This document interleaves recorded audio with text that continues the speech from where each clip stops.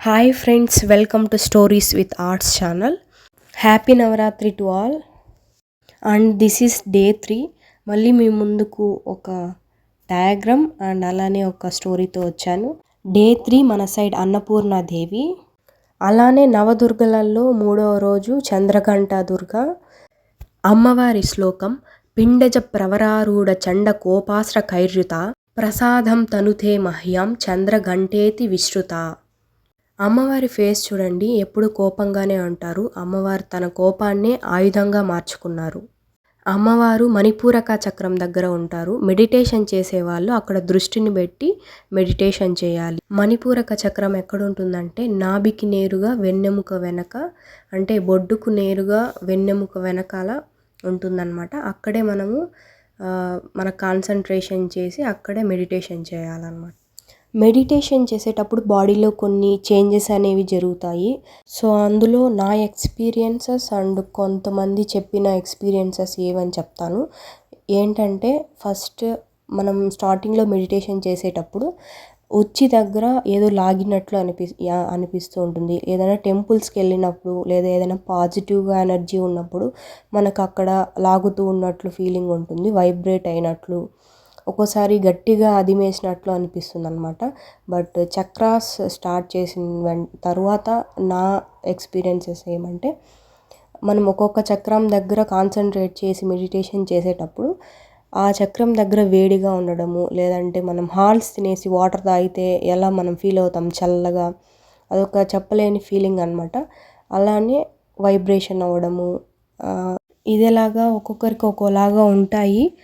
కొంతమంది పెద్దవాళ్ళు బాగా ఎక్స్పీరియన్స్ చేసిన వాళ్ళైతే ఇంకా ఏమంటారంటే ఏదో ఒక పాము చీమలో తిరిగినట్లు ఉంటుంది అనేసి అంటారనమాట. అంతవరకు అయితే మనం వెళ్ళలేదు. ఇంకా ఎక్స్పీరియన్సెస్ అయితే అవే. సో మీరు కూడా ఒకసారి ట్రై చేసి ఆ ఎక్స్పీరియన్స్ ఎలా ఉంటుందో చూడండి. ఇంకా అన్నపూర్ణాదేవి స్టోరీకి వస్తే, అమ్మవారు ఫస్ట్ ఉమాదేవిగా ఉన్నప్పుడు దక్ష యజ్ఞంలో దూకి ఆహుతి చేసుకుంటారు. తరువాత పార్వతీదేవిగా పుడతారనమాట. అప్పుడు శివుని కోసం తపస్సు చేస్తూ ఉంటే శివుడు కైలాసంలో ఉన్నాడని తెలుసుకొని కైలాసానికి వెళ్తుంది. అక్కడ శివుడు ఘోర తపస్సు చేస్తూ ఉంటాడు. ఆ తపస్సు నుంచి లేపడానికి దేవతలంతా కలిసి మన్మధుణ్ణి పుష్పబాణం వేయమంటారు. బాణం వేసిన తర్వాత శివుడు 3వ కంటితో మన్మధుణ్ణి భస్మం చేస్తాడు. దాని తర్వాత శివుడు ఇంకొక ప్లేస్కి తపస్సు చేసుకోవడానికి వెళ్తాడు. ఇదంతా చూసిన నారదుడు పార్వతీదేవి దగ్గరకు వచ్చి, అమ్మ శివుడు భిక్షాటన చేస్తున్నాడు, పవిత్రమైన కాశీ క్షేత్రానికి వెళ్ళి అక్కడ అన్నపూర్ణగా వెలిసి అందరికీ అన్నదానం చెయ్యి అని చెప్తారనమాట. అందుకే కాశీలో అన్నపూర్ణాదేవి వెలిసింది. ఇప్పటికి కూడా నిత్య అన్నదానం చేస్తూ ఉంటారు ఎప్పుడూ కాశీలో. అలా జరుగుతూ ఉంటే ఒకరోజు శివుడు భిక్షాటన కోసం అన్నపూర్ణాదేవి దగ్గరికి వస్తాడనమాట. అప్పుడు అమ్మవారు శివుని చేయి పట్టుకోగానే శివుడికి అన్నీ గుర్తుకొస్తాయి, ఈమె ఉమాదేవి అని. అప్పటి నుంచి కాశీలో అన్నపూర్ణాదేవిగా అమ్మవారు వెలిశారు. అలానే కాశీ విశ్వేశ్వరుడుగా ఇద్దరూ కలిసి కాశీ క్షేత్రంలో మనకి ఇప్పుడు దర్శనం ఇస్తున్నారు. అమ్మవారిని గమనించినట్లయితే ఒక చేతిలో సువర్ణ గిన్నె, అలానే ఇంకొక చేతిలో థ్రెడ్ పెట్టుకుంటారనమాట. గిన్నెలో పాయసాన్నం ఉంటుందన్నమాట. కానీ మనకు తెలిసినంత వరకు అది అన్నమయ్య కోశకు సంబంధించింది. అది కాకుండా ఈ శ్లోకంలో ఉన్నట్లు అన్నపూర్ణే సదాపూర్ణే శంకర ప్రాణవల్లభే జ్ఞాన వైరాగ్య సిద్ధిర్థార్థం భిక్షాందేహీ చ పార్వతి. అంటే అన్నమయ్య కోశకు సంబంధించింది కాకుండా జ్ఞాన వైరాగ్యాన్ని భిక్షగా అడుగుతున్నాడు ఇక్కడ మహాదేవుడు. జ్ఞానం అంటే మీకు తెలిసిందే, వైరాగ్యం అంటే ఏదైనా వస్తువు పైన లేదా జీవితం పైన వైరాగ్యం రావడం, అంటే ఇంకా అది వద్దు చాలు, మనకి ఏది ముఖ్యమో అది మాత్రం అనే పట్టుకోవడాన్ని వైరాగ్యము అనేసి అంటారు.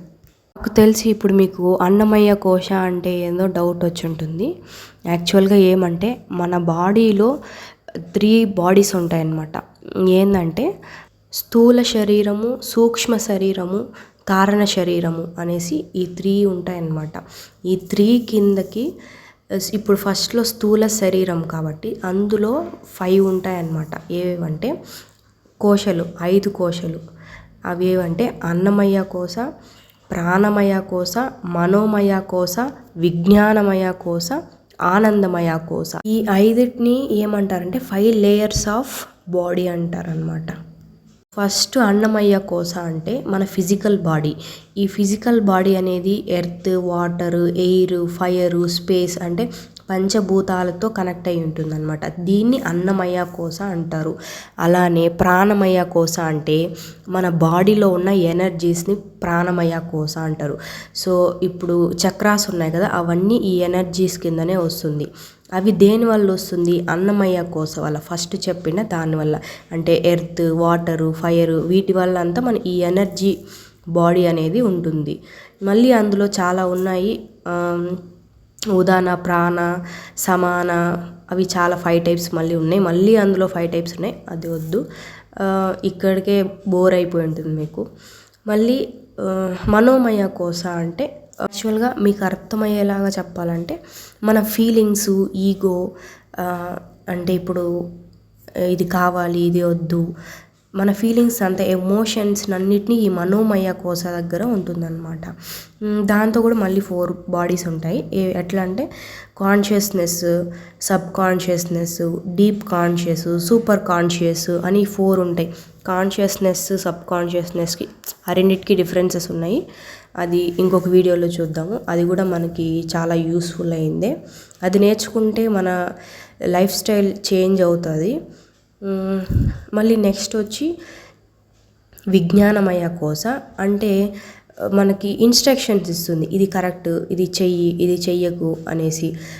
అంటే విజ్ఞానం, ఇక్కడే మీకు ఆన్సర్ తెలిసిపోయి ఉంటుంది, జ్ఞానం, విజ్ఞానం అనేది. నెక్స్ట్ వచ్చి ఆనందమయ కోసం. ఇది వచ్చి ఫుల్ హ్యాపీనెస్ అనమాట. దాంతో మళ్ళీ ఉన్నాయి, అవన్నీ కొంచెం మీకు వినే కూడా ఇరిటేటింగ్గా ఉంటాయి. కానీ ఇప్పుడు ప్రాణమయ, మనోమయ, విజ్ఞానమయ అనేది సూక్ష్మ శరీరంలోకి వస్తుంది. ఓన్లీ ఆనందమయ మాత్రం కారణ బాడీలోకి వస్తుంది. ఇప్పుడు ఏమేమి చెప్పామంటే స్థూల బాడీ, సూక్ష్మ బాడీ, కారణ బాడీ, ఈ మూడిట్లోకి ఈ 5 లేయర్స్ ఆఫ్ బాడీ అనేది వస్తుంది. అన్నీ కూడా మెడిటేషన్కి సంబంధించిందే. అలానే దీంతో ప్రతి ఒక్క వర్డ్లో కూడా సైన్స్ అనేది ఉంది.